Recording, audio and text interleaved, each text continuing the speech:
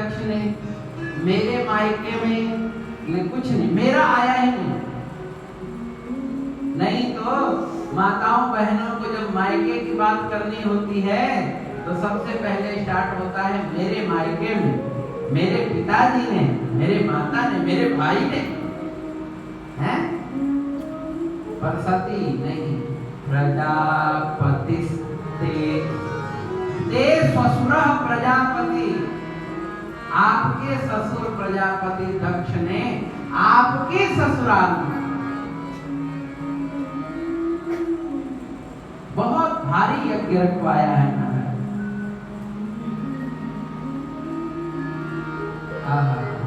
इशारा कर रही है सती कि शिव जी को अपनत्व हो। क्यों अपनत्व हो? क्योंकि यज्ञ तो रखा गया है पर हमें बुलाया नहीं गया। ये बात सती को पता है कि कोई निमंत्रण आमंत्रण पर तो आया नहीं है, तो ऐसे यदि मैं बोलूंगी तो शिव जी कहेंगे कि भाई ऐसे कैसे चले बिना बुलाए। तो इसीलिए वो अपनत्व की भावना जगा रही है कि शिव को अपनत्व जगे कि आपके ससुर हैं, आपके ससुराल में महाराज। बात इशारे से हो रही है, कई बार बात इशारे से बन जाती है, कई बार नहीं बनती। बोलो राधे राधे।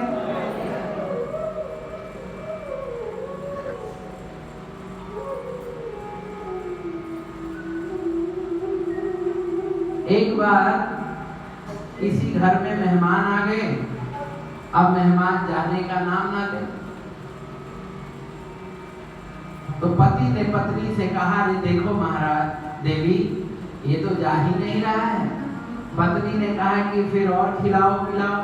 कहां से जाएगा, क्यों जाएगा? नहीं नहीं देखो जाना तो पड़ेगा, कुछ ऐसा उपाय करो कि चला जाए। तो पत्नी ने कहा कि एक ही उपाय है। क्या उपाय? बोले ज्वर जुकाम और पाहुना, इनका एक उपाय, और लंघन दे दो तान के, फिर ना वापस आए। ज्वर हो, बुखार हो, जुकाम हो, पाहुना, पाहुना कहते हैं जमाई को, जमाई, और कभी कभी ये जमाई 10वें ग्रह बन जाते हैं। बोलो राधे राधे। 9 ग्रह तो सबको पता है, एक 10वां ग्रह भी है। तो ये कभी कभी पत्री में लग जाए तो बड़ा मुश्किल हो जाता है महाराज पीछा छुड़ाना। बोलो राधे राधे। हाँ, तो जमाई से पीछा कैसे छूटता है? बोले ज्यादा ससुराल की आदत लग जाए ना तो सेवा पानी कम कर दो, वो आना जाना भी कम कर देंगे। बोलो राधे राधे। ज्वर जुकाम और पाहुना, इनका एक उपाय, लंघन दे दो तान के, फिर ना वापस आए। लंघन माने उपवास, खाना ना लो। बुखार लग जाता है तो डॉक्टर क्या कहता है? हल्का खाना, खिचड़ी खाना, दलिया खाना, हो सके तो ना खाना, जल्दी ठीक हो जाओ। तबीयत खराब हो जाए तो खाना छोड़ दो। वैसे महीने में एक आध दिन खाना छोड़ देना चाहिए। कुछ ना करो तो एकादशी रख लो। हमारी जो 24-26 एकादशियां जो बनाई गई है ना, ये सारी एकादशियां इसीलिए बनाई गई हैं कि आप स्वस्थ रहो, तंदुरुस्त रहो। आपको पता है 1.5-2 वर्ष पहले ही एक वैज्ञानिक को नोबेल पुरस्कार इस बात के लिए मिला है कि उसने ये खोज किया कि महीने में 15 दिन में 20 दिन में एक बार यदि हम 24 घंटे जल और अन्न के बिना रहें तो हमारे शरीर में कैंसर नहीं होता। कैंसर की बनने वाली जो ग्रंथियां हैं वो अपने आप खत्म हो जाती हैं अगर उनको 24 घंटे पानी और भोजन न मिले। इस बात के लिए, इस बात को सर्च करने के लिए उस व्यक्ति को नोबेल पुरस्कार मिला। और एक हम लोग हैं जिनके वेदों में, शास्त्रों में हम हजारों लाखों साल पहले एकादशी लेकर के रख दी गई कि आप महीने में 2 बार न कुछ खाओ, है ना। 2 बार एकादशी आती है, 15 दिन में एक बार आती है। वो एकादशी क्यों बनी है कि अगर एकादशी आप निर्जला करते हैं, अन्न पानी नहीं लेते हैं, तो आपके शरीर में महाराज कोई बीमारी नहीं लग सकती। यदि किसी बीमारी का वायरस अंदर कीटाणु होगी तो वो मर जाएगा अगर 24 घंटे उसको दाना पानी ना मिले। और हम दौड़ते हैं डॉक्टरों के पीछे हॉस्पिटलों में। सिंपल से उपवास रह करके हम अपनी बीमारियां ठीक कर सकते हैं। बोलो राधे राधे।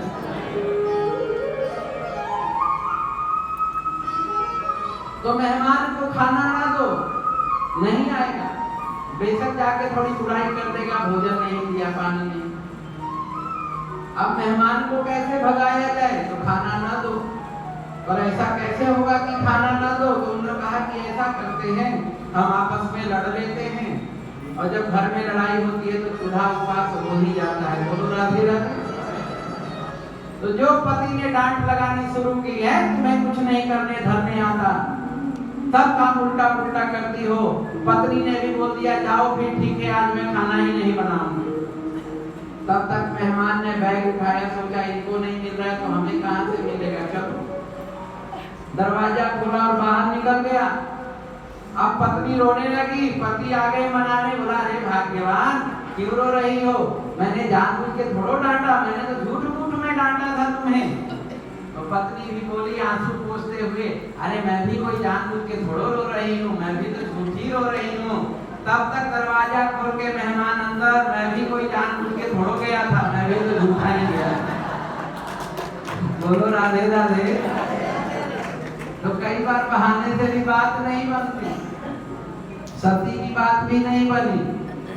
सती ने बात तो खूब घुमाई। प्रजापतिस्ते ससुरस्य सांप्रतम निर्यापितो यज्ञ महोत्सवो किलो भयं च तत्र भीषरामपामते यद्यर्थतामि विभुधा भुजन्ते ही। भोलेनाथ यही तो अवसर है सबसे मिलने जुलने का।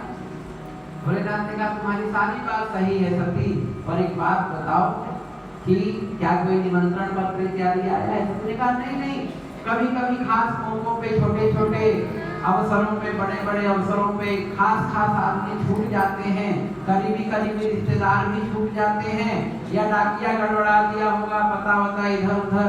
आप भी तो देखो कैलाश में रहते हो, हर किसी के लिए आना मुमकिन थोड़ो है, इतना दूर नहीं पहुंच पाया होगा।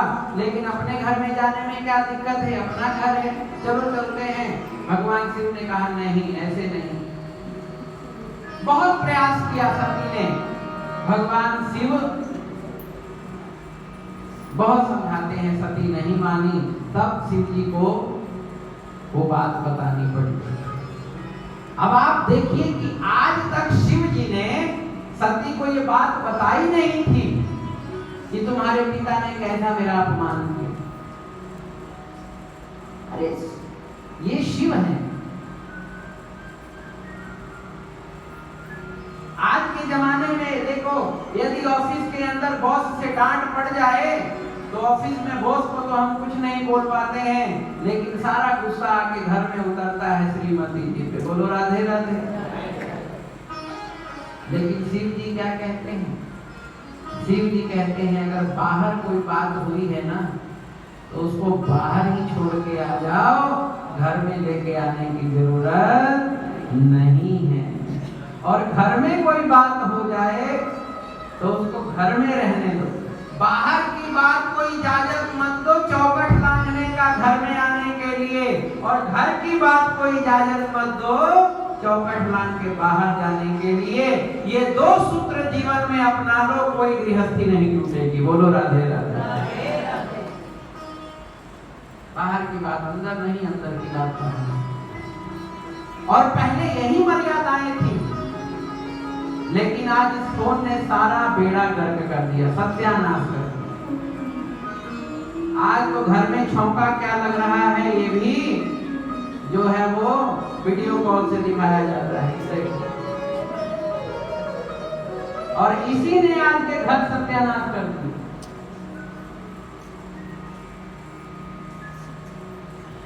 बाहर की बात आते हैं हम घर में, जब जूता उतारते हैं ना, वो जूता क्यों उतारा जाता है? आप जूता लेके क्यों नहीं बिस्तर पे चढ़ जाते हो?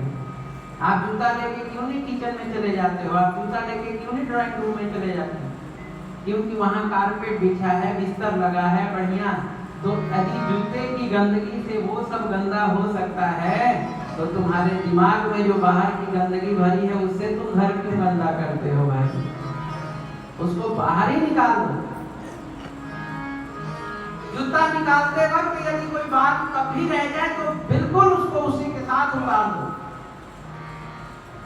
ये तुम्हारे सुखी जीवन का मार्ग। आज तक शिव जी ने नहीं बताया था, लेकिन आज सती ने मजबूर कर दिया बताने के लिए, तब भगवान बताते हैं। अरे शिव कौन है? सती, ये यज्ञ वास्तव में मेरे अपमान के लिए ही रखा गया है। सारी बात बता दी सती को, जो भी उस ब्रह्म सभा में हुआ था, स्वागत सभा में, वो सारी बात बता दी। बोले देख सती, मैं तो संभल गया और सब उस विष को पी गया, क्योंकि मेरी तो आदत है विष पीने की। पहले जगत की रक्षा के लिए समुद्र से निकला हलाहल विष मैं पी गया, और तुम्हारे पिता के द्वारा किए गए अपमान के विष को भी मैं पी गया। लेकिन मुझे पता है कि तुम ये अपमान सह नहीं पाओगी, तुम्हारे स्वभाव को भी मैं जानता हूं। मुस्कुरा के जिसको गम का जहर पीना आ गया, ये शिव जी कहते हैं महाराज। यदि शिव जी की पूजा करते हो, शिव जी की भक्ति करते हो, तो जीवन में शिव जी के इस चरित्र को उतारो। मुस्कुरा के जिसको गम का जहर पीना आ गया, सच यही है उसको इस दुनिया में जीना आ गया।